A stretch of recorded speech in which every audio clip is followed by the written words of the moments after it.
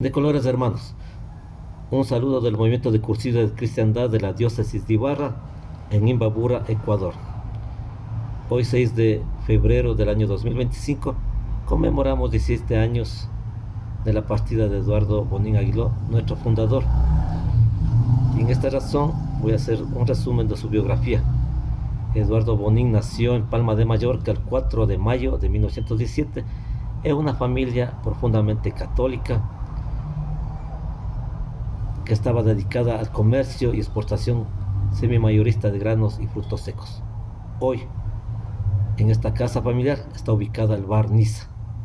Era el segundo de 10 hermanos, de un matrimonio conformado por don Fernando Bonín Piña y doña Mercedes Aguiló Forteza. Sus primeros estudios en la escuela francesa, en el colegio de La Salle, y su formación intelectual se dio con los padres agustinos, que influenciaron mucho en su pensamiento, y sobre todo con profesores que los papás contrataban en su domicilio. Pero Eduardo dijo que el primer profesor que tuvo fue su abuelo, Jorge. Fue quien le inculcó el amor por la lectura. Eduardo estaba convencido de que nada influyó en mí tanto como el obstinado y siempre interés creciente por la lectura. En 1936 tuvo una experiencia determinante en su vida, el servicio militar obligatorio. Lejos de su hogar, simultáneamente entraba a él dos fuentes de pensamientos contrapuestos: la realidad a través del contacto directo con el hombre del batallón y el idealismo a través de sus libros. Por eso cae en manos de Eduardo el texto del discurso del Papa de esa época, Pío XII, que había dado a todos los párrocos de Roma. Fue el 6 de febrero de 1940, el Santo Padre busca en este documento impulsar los caminos nuevos, diferentes a los habituales, para hacer que todos, pero muy especialmente los alejados, conozcan el amor de Dios. Tres principios se le vienen a la cabeza de Eduardo Bonín. Primero, el amor de Dios. Segundo, la amistad. Y tercero, la persona, pero especialmente los alejados. En 1943, en el santuario de Lunch, Eduardo participó en el segundo cursillo de jefes de peregrinos, porque le convencieron, nada más, no porque él quería ir.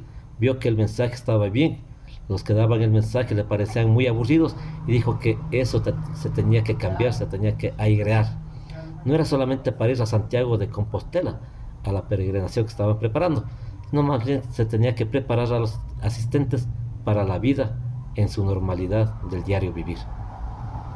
El momento crucial de la génesis o de origen de los cursillos de cristiandad es la fase inmediatamente posterior a la Semana Santa de 1943, en que Eduardo relaciona lo vivido en el cursillo de peregrinos con sus personales inquietudes muy profundas y su experiencia catalizadora de los ambientes que él vivía, todos descristianizados, alejados de Dios, sin Dios.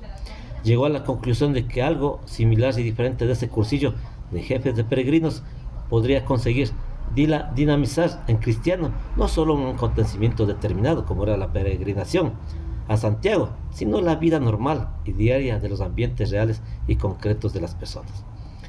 De esta inquietud surge el esquema Estudio de Ambientes, que Eduardo ese mismo año lo elaboró y que expuso en público por primera vez en el Seminario Diocesano de Mallorca. En este clima y proyectando a la realidad su esquema de estudio de ambientes, Eduardo pensó y elaboró desde la experiencia del cursillo de jefes de peregrinos todo un método que sirviera para fermentar en cristiano las personas y los ambientes, especialmente, él decía, los alejados, y para revitalizar en profundidad a los más próximos. Quizás el punto de inflexión, el punto más importante que ya no puede volver atrás, es la actitud que le marcó la intervención que tuvo Eduardo por invitación del padre Sebastián Gaya en 1944 en la escuela de propagandistas que dirigía y en la que Eduardo expuso el esquema que había preparado como tema final de su método, el que pasaría a integrar el rollo de los cursillistas más allá del cursillo.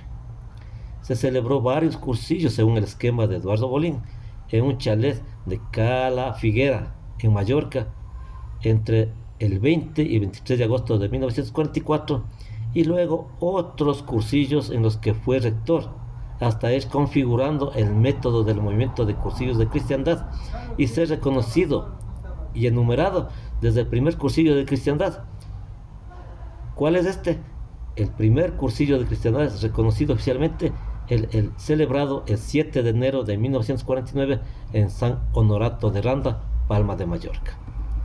Desde ahí vienen los cursillos hasta la actualidad. De esta reflexión surgió casi de inmediato el diseño metodológico también de la reunión de grupo. La asamblea anual de 1949, que tuvo lugar en noviembre, incluyó una ponencia sobre grupos, que zanjó definitivamente la incorporación, la cuestión de reunión de grupo como un elemento específico y esencial del método que nos sirve de perseverancia. La semilla de los términos se ha expandido por el mundo, y Eduardo ha ido tras ella, fertilizando y fermentando los ambientes en los que está llamado a crecer. No tengo en cuenta, dijo Eduardo Bonín, de kilómetros en los pies, es algo que le gusta decir, para no repasar el itinerario internacional de su vida y para escabullirse de lo que significaba haber proclamado el Evangelio en el mundo.